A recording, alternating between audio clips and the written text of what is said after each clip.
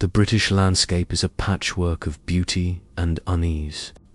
Rolling hills, ivy-clad manors, and quiet villages are often celebrated for their charm.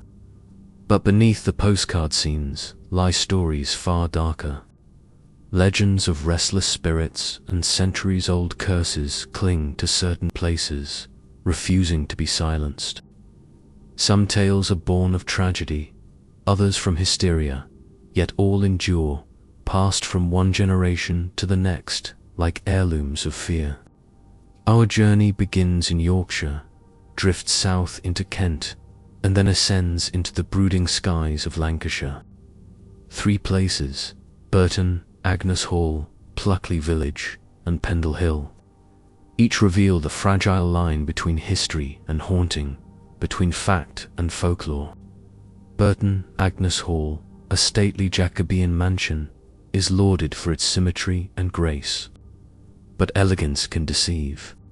Within its fine red brick and mullioned windows lingers the tale of Anne Griffith, whose love for the hall was so fierce that even death could not sever it.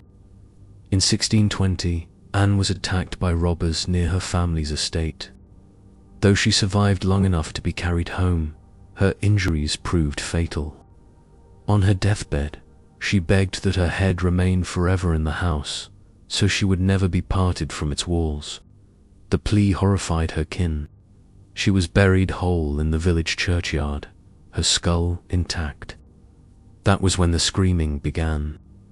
Night after night, servants reported wails echoing through the corridors, as though the house itself grieved. Doors slammed without cause. Fires sputtered and died.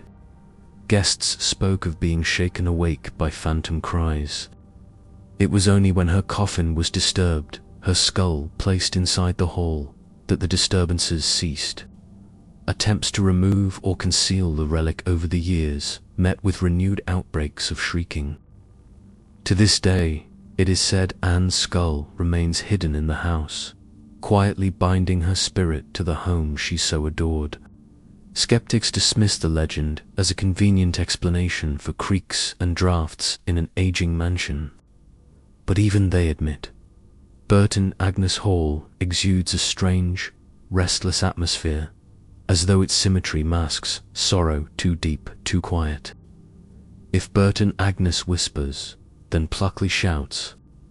Nestled in Kent's Weald, this seemingly tranquil village boasts a Guinness World Record as Britain's most haunted village. To stroll its lanes at dusk is to step into a theatre of the macabre, where every corner seems to hide a ghost.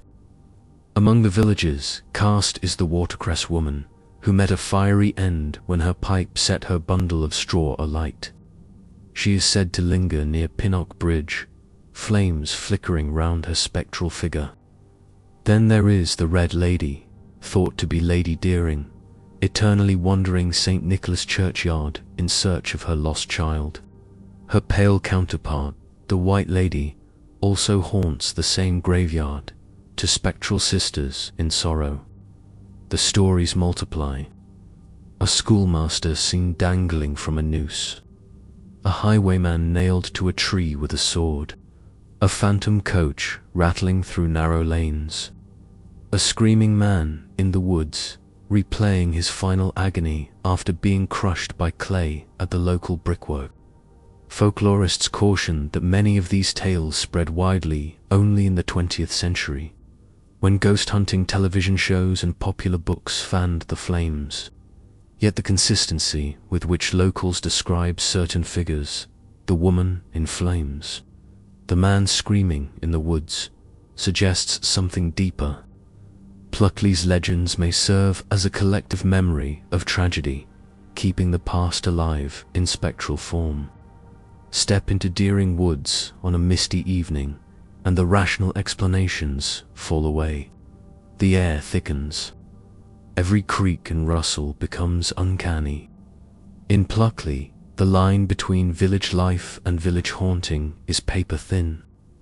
From Kent's shadowed lanes, we climb north to Lancashire, where Pendle Hill looms above the Ribble Valley. Its slopes are beautiful but brooding. forever tainted by the memory of the 1612 witch trials, the most infamous in English history. The story began with a stroke of misfortune.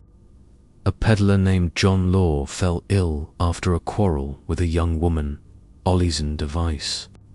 He believed himself bewitched. Suspicion quickly spread to Alison's family, the Demdikes, and to their rivals.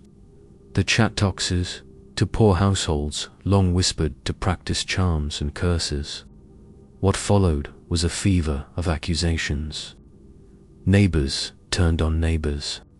Children accused their own kin.